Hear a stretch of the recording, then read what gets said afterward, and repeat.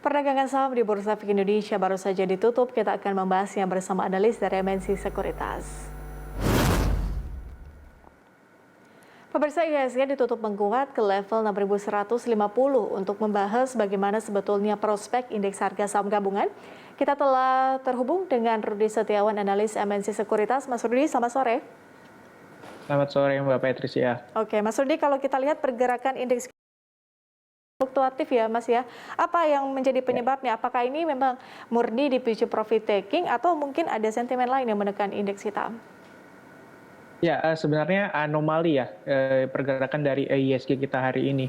Karena kalau kita lihat untuk dari bursa regional sendiri mengalami pelemahan, di mana memang kalau kita lihat dari data-data makro yang terjadi di regional saat ini mulai mengalami adanya penurunan kembali. Namun kalau kita lihat untuk dari penguatan IHSG pada hari ini lebih kepada aksi beli untuk dari beberapa saham blue chip atau bisa dikatakan saham-saham dengan market cap cukup besar di IHSG kita, sehingga memang bisa kita perhatikan penguatannya lebih kepada sesi 2 hari ini saja Mbak Patricia.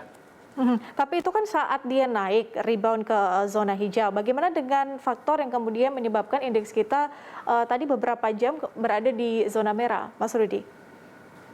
Ya, kalau kita lihat ya dari data-data regional seperti Jepang merilis data produksi industrinya, lalu juga untuk dari Korea sendiri mencatatkan produk industri yang di mana kedua negara tersebut mengalami penurunan datanya. Sementara itu juga kalau kita lihat dari data PMI China sendiri itu juga kembali menurun atau bahkan berada di bawah konsensus. Sehingga kalau kita lihat ya wajar sekali IHSG kita pada awal pembukaan sampai dengan di pertengahan sesi perdagangan hari ini mengalami pelemahan Mbak Patricia. Oke, Mas Rudi, dengan level PPKM yang diturunkan, kemudian juga adanya pelonggaran mengikuti juga PPKM yang kemudian turun levelnya, seperti apa prospek emiten tekstil dan juga retail menanggapi dengan adanya penurunan atau pelonggaran ini? Ya, untuk dari sektor tekstil sendiri harus dilihat dulu ya, bagaimana mereka apakah bisa untuk mulai pulih dari segi produksinya. Namun yang menarik adalah untuk dari sektor retailer. Karena kalau kita lihat untuk dari dine-in sendiri sudah mulai diperlebar lagi dari sebelumnya 20% menjadi 50%. Jadi hopefully kemungkinan untuk dari sektor retail kemungkinan akan bangkit ya untuk di sisa akhir tahun ini Mbak Patricia. Karena kalau kita lihat dari beberapa kinerjanya pun sebenarnya sudah mulai pulih di semester pertama 2021 ini Mbak Patricia. Oke, jadi rekomendasi untuk jangka pendek hingga menengah untuk retail seperti apa Mas Rudi?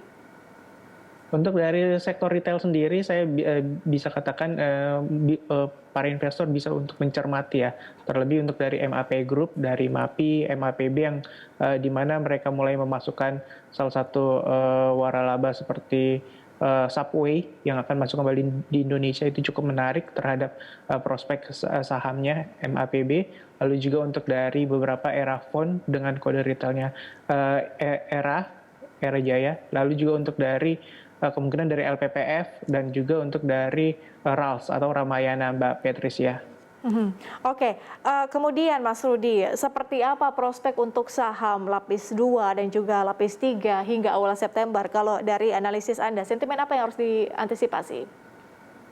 Ya, untuk dari saham-saham lapis 2 dan lapis 3 cukup diwaspadai pergerakannya adalah profit taking ya, atau yang terjadi adanya penurunan kembali. Karena kalau kita lihat beberapa rilis data dari saham-saham blue chip itu cukup bagus resultnya pada semester pertama di 2021 ini. Jadi kemungkinan ada rebalancing fund dari para investor itu kembali ke saham-saham blue chip yang dimana ini akan berdampak terhadap saham lapis 2 dan lapis 3 pada akhir tahun 2021 ini Mbak Patricia.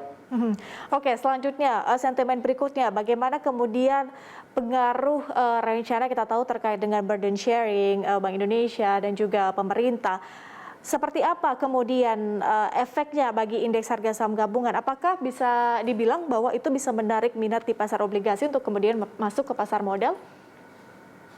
Ya, sebenarnya ini quote unquote ya, karena kalau kita lihat memang adanya dari burden sharing ini berdampak minus ya terhadap pemerintah tidak bisa untuk menjadikan alasan untuk mengeluarkan obligasi kembali untuk dari surat utang negara.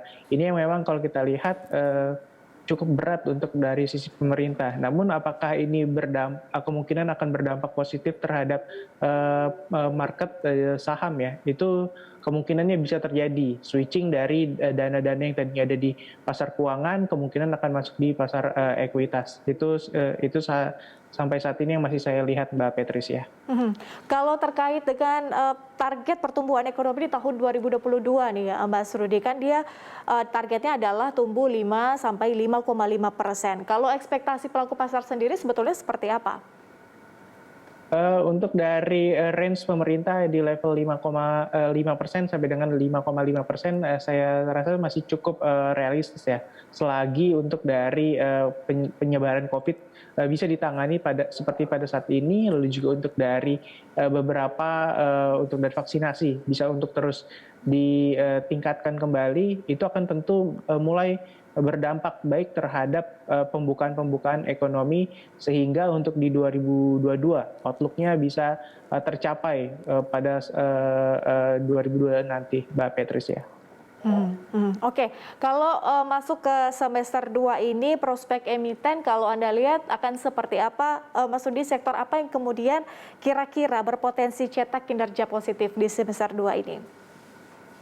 Oke, untuk dari semester 2 ini ya, saya masih melihat untuk dari selektif sektor ya, seperti untuk dari healthcare, lalu juga untuk dari properti yang dimana marketing sales-nya itu bertumbuh cukup signifikan, lebih dari 100% rata-rata pada saat ini. Jadi saya rasa bisa difokuskan untuk di dua sektor tersebut.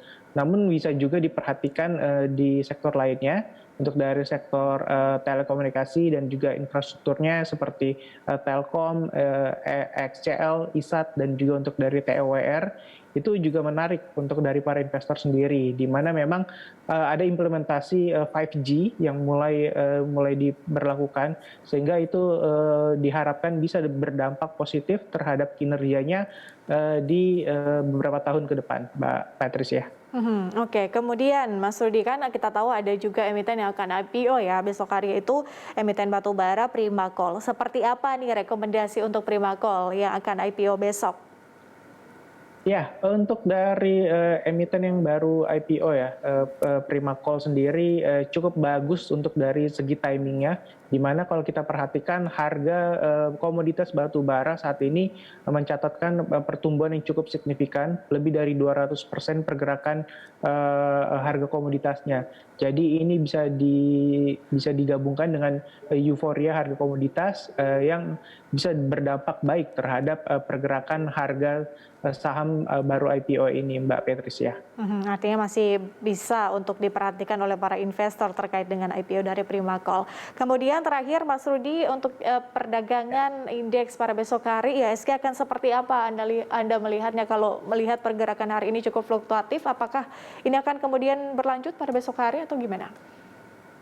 Saya rasa masih akan sama ya pola pergerakannya, di mana memang masih menunggu untuk dari beberapa rilis data seperti inflasi Indonesia seperti apa untuk di bulan Juli kemarin.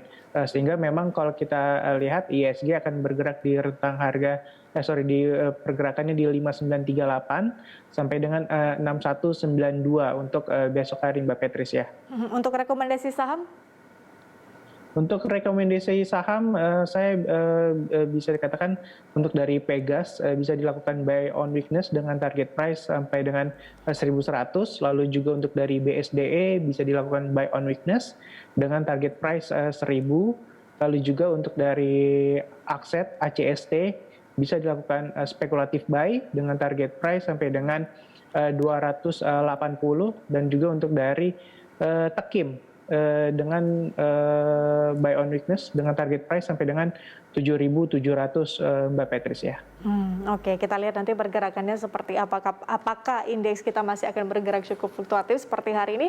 Terima kasih Mas Rudi Setiawan, analis MNC Sekuritas, sudah bergabung bersama kami di Closing Market.